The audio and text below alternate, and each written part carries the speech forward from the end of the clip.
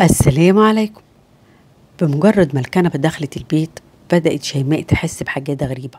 في أول يوم حست كأن حد قاعد جنبها على الكنبة. الإحساس ده كان قوي لدرجة إن الكنبة نزلت لتحت من تقل الشخص اللي كان قاعد جنبها، كأن حد بجسمه كله كان قاعد عليها. شيماء ما اهتمتش في الأول وقالت ممكن يكون خيال أو إرهاق.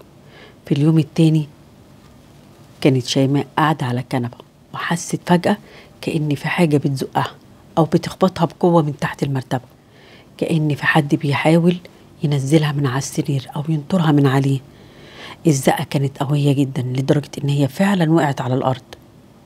شيماء خافت وفتحت الكنبة من تحت علشان تتأكد، لكن ما لقيتش أي حاجة خالص. تالت ليلة الرعب بقى جامد جدا وبقت خايفة جدا. شيماء كانت بتتفرج على التلفزيون وبعدين دخلت تجيب حاجة من أوضة النوم، وهي راجعة بصت من باب الأوضة على الكنبة عشان تشوف التلفزيون. لقت ست عجوزة قاعدة على الكنبة وبتتفرج على التلفزيون. شيماء بتقول إن هي اتجمدت في مكانها من الصدمة، ولما بصت تاني الست كانت اختفت. في نفس الليلة دي وهي نايمة سمعت صوت نفس الست. الست العجوزة كانت بتعيط بحرقة شديدة جدا. شيماء خافت قوي وقفلت على نفسها باب الأوضة ودخلت تحت اللحاف من الرعب اللي هي فيه. الموضوع موقفش هنا. الساعة 3 الفجر باب الأوضة اتفتح لوحده ونفس الست العجوزة بصت عليها من الباب. شيماء قامت بسرعة وولعت كل أنوار البيت من خوف. استنت شيماء جوزها لحد ما رجع البيت وحكت له كل اللي حصل الكام يوم اللي فاتوا. جوزها راح للراجل اللي اشترى منه الكنبة عشان يسأله على حكايتها.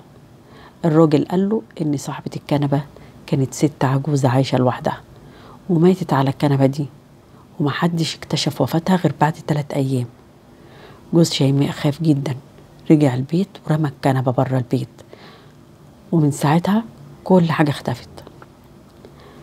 القصة دي بتوضح لنا حاجة جامدة جدا. الأهل لما بيكبروا ويعيشوا لوحدهم، خصوصا لو الأب مات وساب الأم لوحدها، أو لو العكس الأم ماتت وسابت الأب لوحده، ما ينفعش إن احنا نسيبهم، ما ينفعش إن احنا نسعى عنهم بالكام يوم.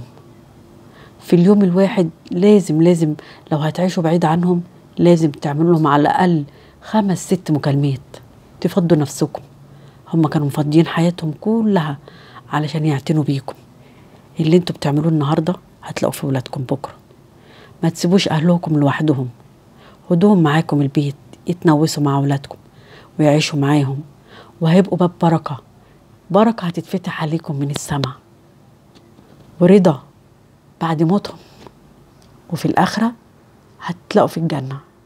صدقوني بعد الأب والأم مفيش أي حد تاني يتبكي عليه، واللي انتوا بتعملوه هيتعمل فيكم. والسلام عليكم ورحمة الله وبركاته.